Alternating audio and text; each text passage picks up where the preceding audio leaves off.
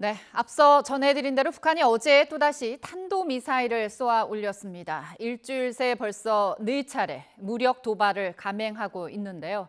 이제 남은 건 7차 핵실험이란 우려가 나오고 있습니다. 북한의 이딴 무력 도발의 의미와 한반도 정세에 미칠 파장 알아보겠습니다. 문성무 한국국가전략연구원 통일전략센터장, 또 이물출 경남대 극동문제연구소 교수 모셨습니다. 안녕하십니까? 네, 안녕하세요. 네, 어서 오십시오. 어제입니다. 어제 우리 국군의 날이었는데 북한이 이제 탄도미사일을 발사했어요. 2발. 어떤 차원의 도발이라고 보십니까? 앞서 이제 연일 말에서도 말씀하셨습니다만 지난 25일부터 네. 북한이 6일 동안 4차례, 7일 동안이군요. 네. 7일 동안 4차례 7발의 탄도미사일을 발사했습니다. 근데 그동안에 있었던 일들을 보면 한미연합 해상훈련이 있었고 네. 한미일 연합 대잠 훈련이 있었고요. 네. 그리고 또 해리스 부통령이 방한을 해서 우리 윤 대통령과 회담을 하고 네. DMZ를 방문을 해서 그랬죠. 북한을 향해서 수위가 높은 그런 네. 발언을 했습니다.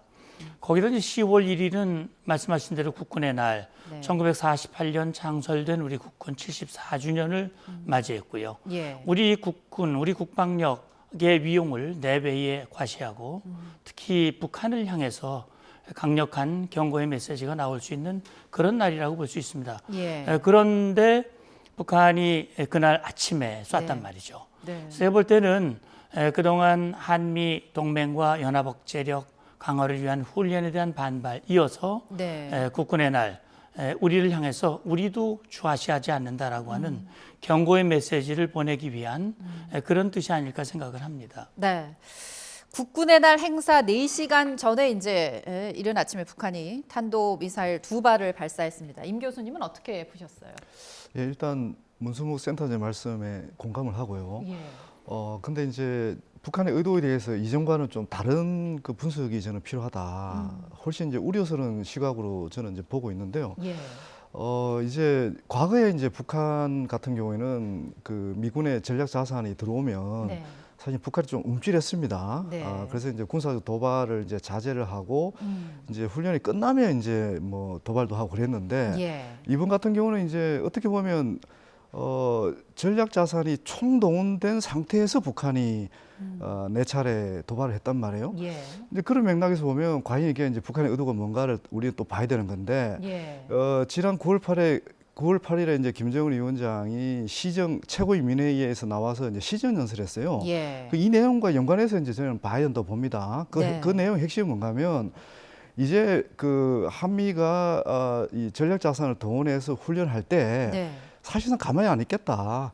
우리도 이제 맞대응하겠다. 그러니까 한미가 자신들이 주는 그 위협 수준에 정비례해서 자기들도 대응하겠다. 네. 이렇게 이제 공을 했거든요. 예. 이제 그게 이제 그 레토릭에 그치는 게 아니라 이제 행동으로 보여주는 측면. 예. 이걸 저는 굉장히 주목해야 된다 보고요. 네. 이제 나중에 또 점점 이제 좀 깊이 있게 얘기 나누겠지만 또 하나는 그 우리가 다 알고 있지만 이제 북한이 핵무력 정책을 지금 법령화했잖아요. 예. 법으로 만들었어요. 네. 그는 이 내용을 상당히 주목을 해야 되는데 네. 북한은 이제 한마디로 자신들을 겨냥한 공격이 임박했다는 징후가 포착이 되면 자동적으로 핵 타격을 가하겠다. 이런 내용을 이 안에 지금 포함시켜 놓고 있거든요. 예.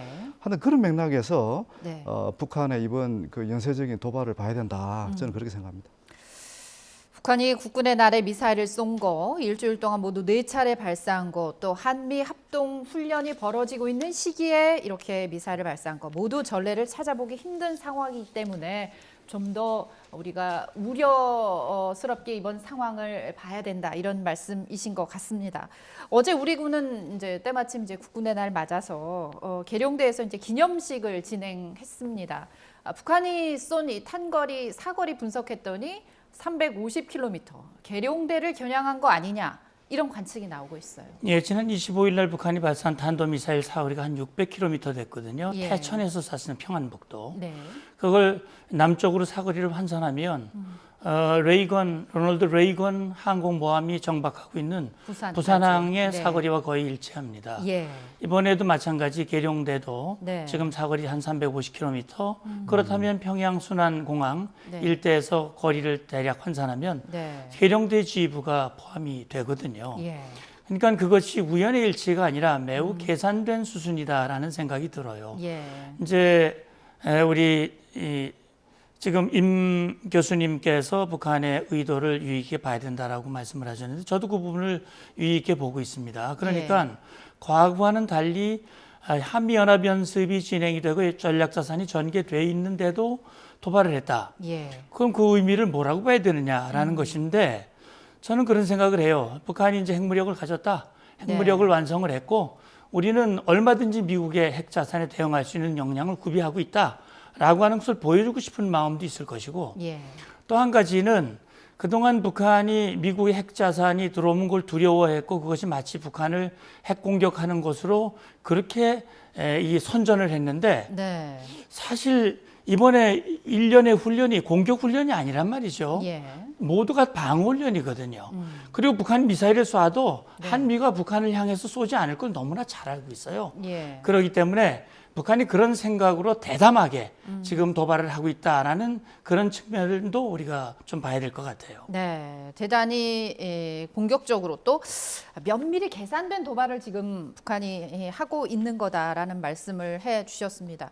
그런데 이번에 이제 4차례 도발에 사용된 미사일을 좀 살펴봤더니 일전에 이제 발사 준비 동향이 노출됐더니 잠수함 탄도 미사일, 그 SLBM이 아니고 단거리란 말이죠. 단거리 탄도 미사일.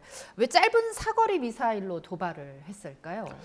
일단 이제 뭐 많은 전문가들이 얘기하듯이 예. 우리의 어떤 대응 능력, 특히 이제 미사일 방어 능력을 이제 뭐 테스트하는 측면도 있다. 예.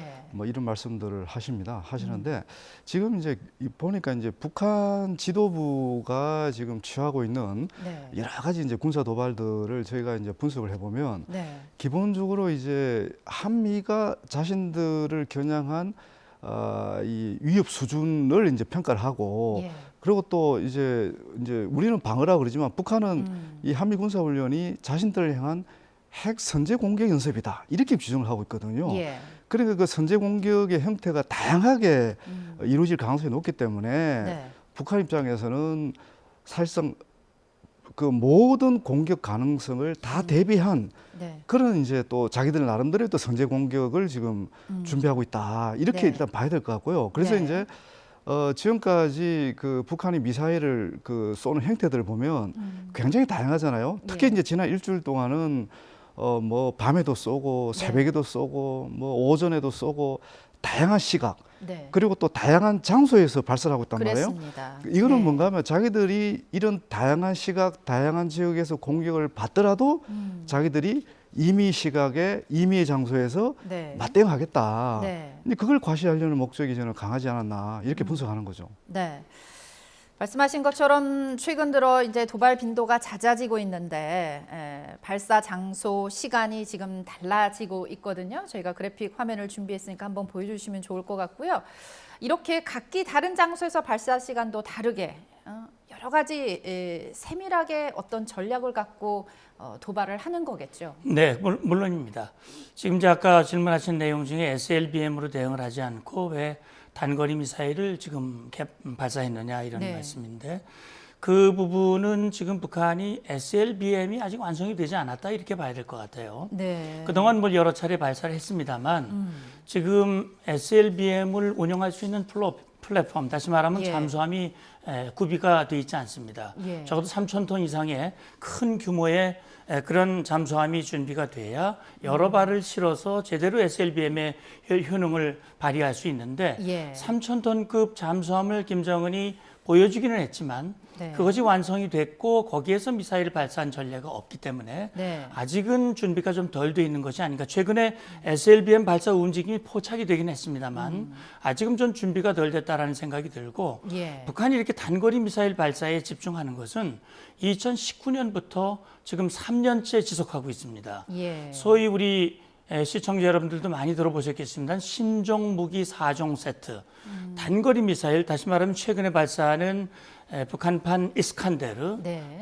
북한판 에이테킴스 초대형 방사포, 대구경 방사포 이런 것들이 사거리가 대략 300에서 600, 1000km 이하입니다. 예. 이 단거리 미사일은 지금 동쪽으로 쐈지만 네. 방향만 남쪽으로 돌리면 우리를 타격할 수 있는 그런 미사일들이에요. 예. 이런 미사일 발사에 집중하는 것은 최근에 김정은도 그랬지만 김여정이 북한의 코로나19가 남측에 무슨 대북전단 물품 때문이다. 그래서 대남 관계를 대적 관계로 강하게 전환하고 보복을 준비하겠다. 예. 이런 언급을 했어요. 그리고 한미연합의 연습에 대해서 강하게 반발하면서 거기에 대한 무언가 대응을 이제 얘기를 했습니다. 네. 결국 일련의 지금 미사일 발사는 명확히 우리를 겨냥한 네. 그런 발사고 북한이 원하지 않는 한미연합 연습, 예. 그다음에 북한 핵 문제를 걸고 계속 비핵화, 담대한 구상 이런 얘기를 하는 거에 대해서 입을 닫아라.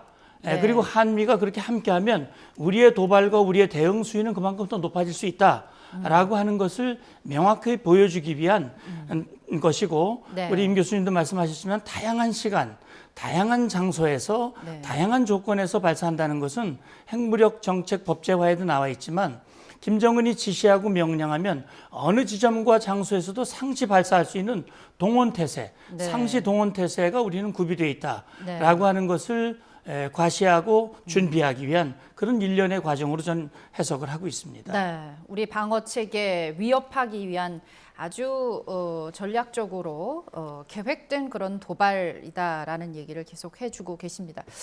지금 일주일 사이에 4차례 모두 7발을 쐈습니다. 이렇게 몰아치듯이 미사일을 쏘아 올리는 거. 핵실험을 강행하기 위한 신호탄이 아니냐는 분석이 지금 상당히 힘을 얻고 있습니다. 시기상 곧 핵실험을 강행할 수 있다고 보십니까? 사실 모든 가능성을 일단 열어놓고 봐야 된다. 예. 우선은 그죠. 지금 북한이 이제 7차 핵실험을 위한 준비는 모두 마쳤다는 게 이제 한미 정보 당국의 이제 일치된 또 평가고, 예. 그러니까 이제 버튼을 누를 시점만 남았다. 뭐 이렇게 보는 거잖아요. 네, 네. 근데 이제 저는 이제 이걸 보면서 북한이 이제 7차 핵실험으로 과연 마칠 것인가, 저는 그렇게 보지는 또 않거든요. 예. 지금 북한의 동향을 보면 지금 연쇄 핵실험 준비를 하고 있는 거거든요. 예. 7차가 아니라 뭐 8차, 9차, 10차까지 할 수 있는 그런 준비를 지금 저는 하고 있다고 지금 보고 있는 거고. 네. 그렇다면 과연 이제 이런 북한의 핵실험을 이제 좀 이렇게 자제시키는 요인이 과연 뭘까? 이제 그걸 보면 저는 이제 두 가지로 보는데, 첫 번째가 이제 역시 이제 중국과의 관계죠. 예. 다 아시지만 이제 10월 16일에 중국이 20차 당대회라는 예. 정말 중요한 정치 행사를 합니다. 네. 시진핑 주석 3년임을 결정하게 되는 당대회죠. 예, 이게 정말 이제 이 사회주의 국가에서는 당대회라는 게 어떻게 보면 이제 대규모 또 가장 중요한 정치 행사면서도 축제 기간이거든요. 예. 그 축제 기간에 바로 옆에 있는 인근 국가가 핵실험을 해서 한미 또 군사 또 전략 자산이 총동원돼 갖고 긴장이 조성된다면 사실 이거는 찬물을 끼얹는 효과잖아요, 그죠? 네. 그러니까 이건 당연히 이제 북한이 지금 그 어느 때보다 이제 돈독한 또 중국과의 관계를 지금 과시하고 있는 상황이기 때문에 이게 이제 핵실험을 지금 자제시킨 효과로 작용하고 있다, 이렇게 보는 게 맞는 것 같고요. 당대회가 끝나면 할 수 있다는 근데 얘기네요. 이제 거꾸로. 당대회가 끝나면 바로 한다는 것은 사실 좀 말이 안 되는 게, 이게 이제 당대회가 끝나도 관련된 그 행사들이 계속 이렇게 그 연속적으로 이루어지고 있거든요. 예. 그래서 이제 아무래도 좀 타이밍을 더 볼 것 같고, 또 하나의 이제 변수는 네. 북한은 역시 이제 내부 사정이거든요. 네. 지금 10월 11일이 그 북한의 이제 당 창건 기념일이 곧 다가오고, 네. 그리고 이제 지금 북한의 민생 부분이 지금 굉장히 이제 악화되어 왔기 때문에 네. 김정은 위원장 입장에서는 어떤 식으로든 민생 개선 효과를 또 보여줘야 됩니다. 네. 그 연말이 굉장히 중요하거든요. 네. 연말에는 보통 북한이 이 경제 실적을 이렇게 쌓아서 주민들에게 과시하고, 또 네. 우리가 그래도 어렵지만 이렇게 지금 이전보다 나아지고 있다는 그런 것들을 보여주는 게 이제 보통 연말 한 그 당대회 끝나고 한 3개월 네. 그 기간입니다. 근데 이제 북한이 7차 핵실험을 하고 막 그러면서 또 긴장이 고조되고 이런 상황들이, 특히 또 중국과의 관계가 또 안 좋아지고 네. 이런 상황을 과연 북한이 감수할 수 있을까? 이제 그런 측면을 보는 거죠. 네. 이제 그럼에도 불구하고 네. 또 이제 지금 그 앞서 얘기했지만 그 핵 정책을 법령화했잖아요. 예. 그렇다는 얘기는 이 사람들이 이제 핵 사용 조건을 그 법에다가 명시를 했는데 네. 그 핵 사용 조건이라는 게 결국은 자신들을 향한 특히 미국의 군사적 움직임이 뭔가 이게 심상치 않다. 자신들의 공격하는 어떤 그런 징후다. 이렇게 판단했을 때는 자기들이 군사적 대응을 안 할래 안 할 수 없는 예. 지금 상황이란 말입니다. 네. 그 군사적 대응의 핵심 수단 중에 하나가 저는 핵실험이라고 보는 거거든요. 예. 이제 그런 맥락에서는 모든 가능성을 일단 열어놓고 네. 봐야 된다 이렇게 보는 겁니다.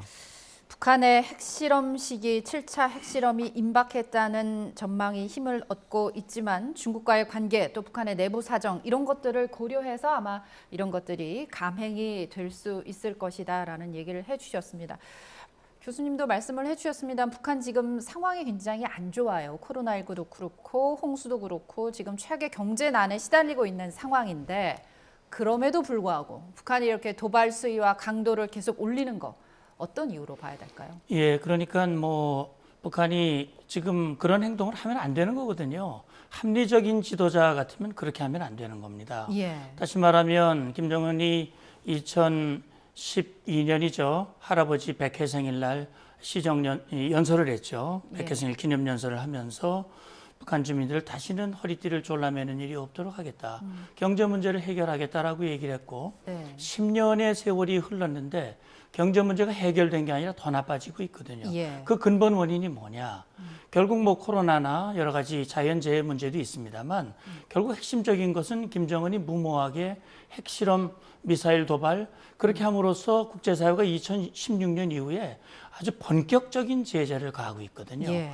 그러니까 북한이 극심하게 어려운 상황으로 접어든 것은 김정은의 오판, 잘못된 결정 때문이었단 말이죠. 예. 그런데 그것을 미화시켜야 되거든요. 그러려면 결국 외부의 긴장을 자꾸 조성시켜야 됩니다. 지금 임 교수님은 미국이 공격하면 그 공격 징후가 결국 자기들이 핵실험을 할 수 있는 동기가 된다고 얘기를 하지만 네. 아시다시피 6.25 전쟁 정전협정 체결 이후에 한국과 미국이 공격한 적이 단 한 번도 없습니다. 예. 그렇기 때문에 한국과 미국은 북한의 공격을 억제하고 방어하기 위한 것이지 네. 북한은 결국 그것을 핵실험 미사일 도발의 빌미로 네. 명분으로 활용을 하고 그래서 북한 내부도 그렇게 얘기를 해요. 최근에 법령화하면서 우리가 이렇게 한 것은 미제국주의 침략에 대비해서 우리 위원장 동지가 위대한 일을 한 것이다 라고 북한 주민들에게 선전함으로써 자, 이 어려움 모두 외부에서 온 거니까 우리 위원장 동지 잘한 거야. 네. 그렇기 때문에 우리는 그 위협을 맞서기 위해서 계속 군사력을 강화하고 미사일을 쏘고 핵무력을 강화하고 해야 돼. 네. 라는 것을 주민들에게 보여주면서 김정은의 실정은 덮고 네. 그다음에 주민들의 동요를 막기 위한 그런 복합적인 의도와 함께 한국과 미국을 향해서 자, 우리의 말을 듣지 않으면 우리의 요구를 듣지 않으면 우리는 좌시하지 않겠다. 계속 핵실험, 미사일 도발 계속 강화하겠다라고 하는 메시지를 발신하고 있다. 이렇게 저는 보고 있습니다. 어떻게 보면 경제난에 시달리고 여러 가지 상황이 안 좋은 북한이 내부에서의 어떤 이런 반발을 북한에 있던 무력 도발 강경 기조로 지금 누르고 있는 것이다라고 보고 계시는 것 같습니다. 그런데 말이죠. 최근 국제 정세가 북한이 했던 앞서 6차례 그 핵실험과는 많이 다릅니다. 지금 러시아 우크라이나 전쟁이 엄중한 상황이고 또 미중 간 대립이 격화되고 있는데 북한의 핵실험 국제 정세에 어떤 파장을 불러올 수 있을까요? 예, 그래서 이제 결국은 북한의 핵 개발 의도와 관련해서 이제 저희들이 계속 이제 면밀하게 더 살펴봐야 되는데 네. 지금 북한은 이제 미국만을 겨냥해서 지금 그 핵 개발하는 게 저는 아니라고 보거든요. 예.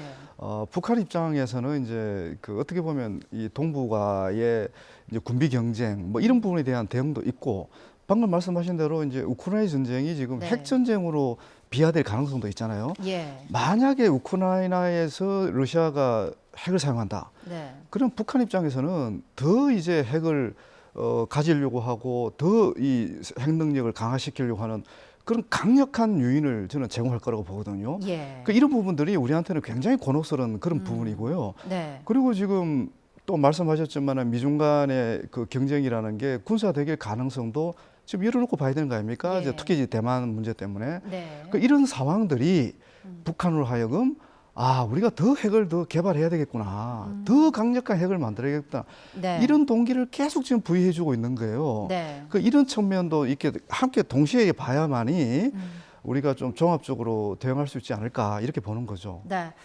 북한의 이딴 도발에 우리 정부도 강력한 경고를 보내고 있습니다. 윤석열 대통령 중국 국군의 날 기념사에서도 얘기를 했고요. 지난 8월 15일이죠. 광복절 기념사 때 이 담대한 구상을 언급했을 때와는 완전히 기조가 지금 달라졌습니다.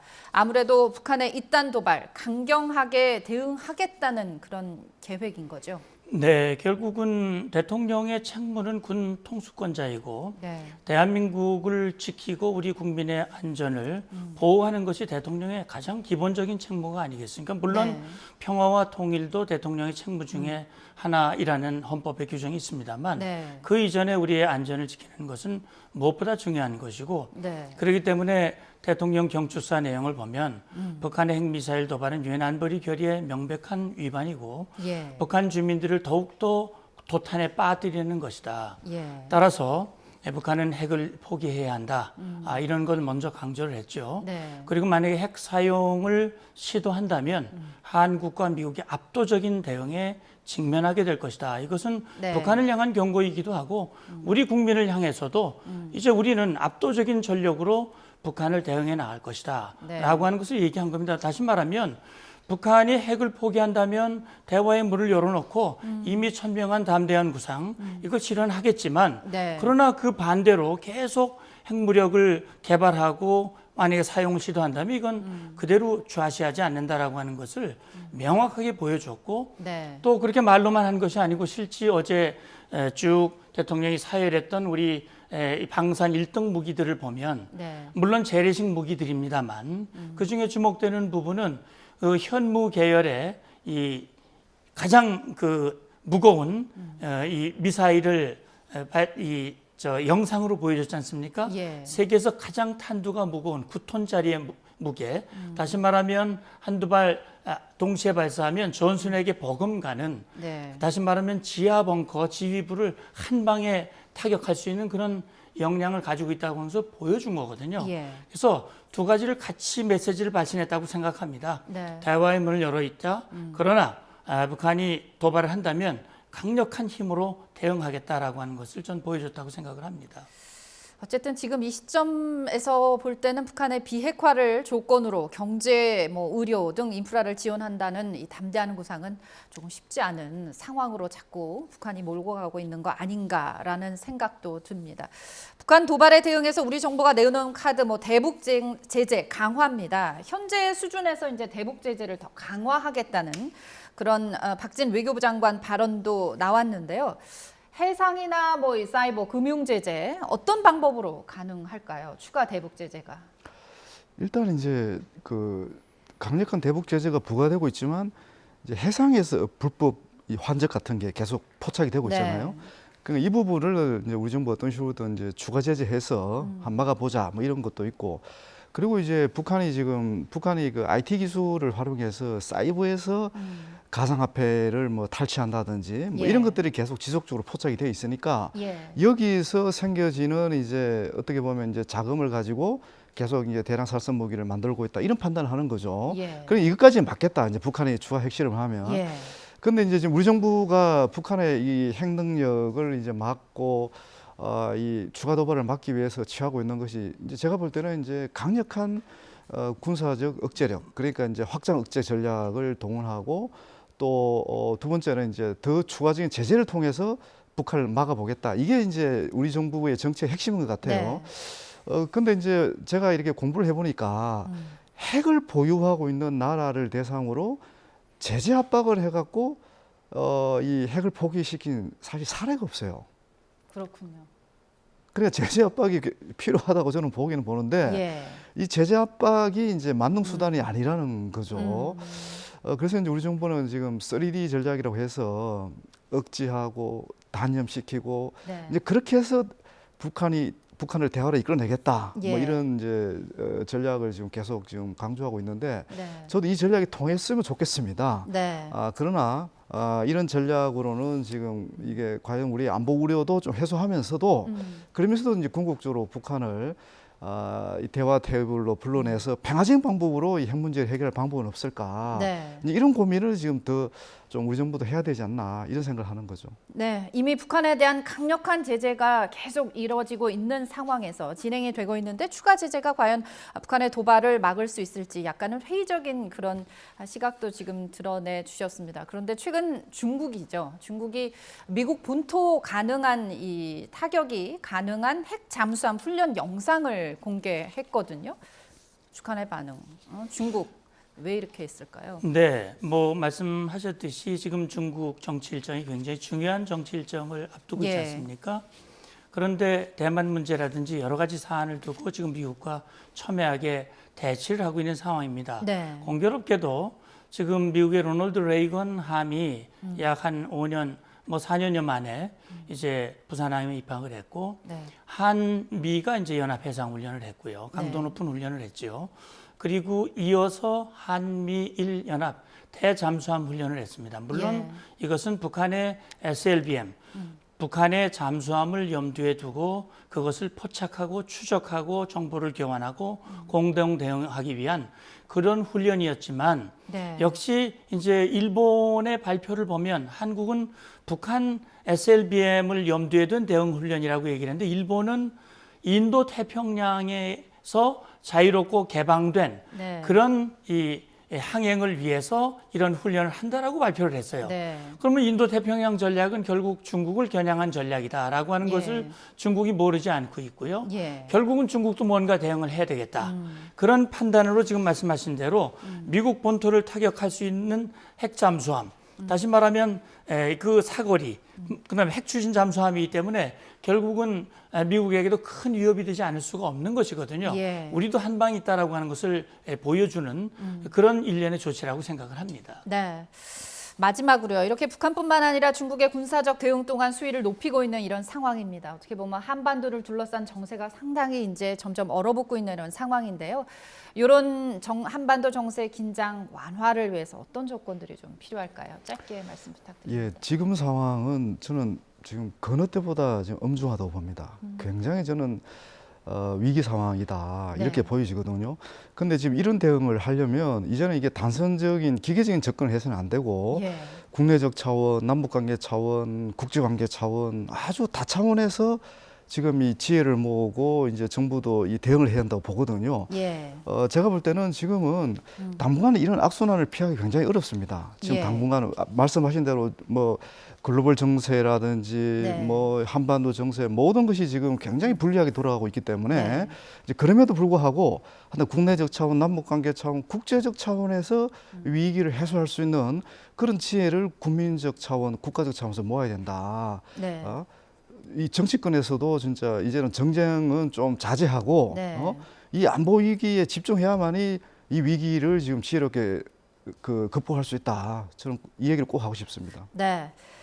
현재 한반도를 둘러싼 정세 굉장히 어렵다는 얘기를 다시 한번 해주시면서 이럴 때 정쟁에 몰두하는 것이 아니라 국민의 지혜를 모을 수 있는 그런 결단과 자세 또 그런 대화 분위기 이런 것들이 필요하다는 얘기를 함께 해주셨습니다.